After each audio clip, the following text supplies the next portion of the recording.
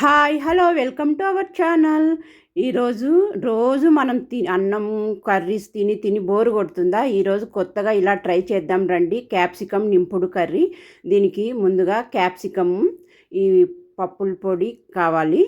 క్యాప్సికమ్ను ఇట్లా లోపల ఇత్తనాలన్నీ తీసి పప్పుల పొడి అంతా స్టఫ్ చేసి స్టవ్ మీద ఒక ప్యాన్ పెట్టి 2-3 స్పూన్ల ఆయిల్ వేసి ఇవన్నీ వేసి మగ్గనివ్వాలండి. అప్పుడప్పుడు దీన్ని మూత తీస్తూ కలుపుతూ ఉండాలి. అంతేనండి, తొందరగా అయిపోతుంది.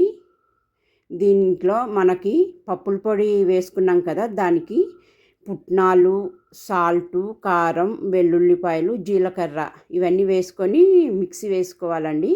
అది మసాలా తయారవుతుంది, దాంట్లో పెట్టేసుకోవాలి. ఇదిగోండి చూడండి, ఫాస్ట్గా రెడీ అయిపోయింది. 5 నిమిషాల్లో మగ్గిపోతుందండి క్యాప్సికమ్.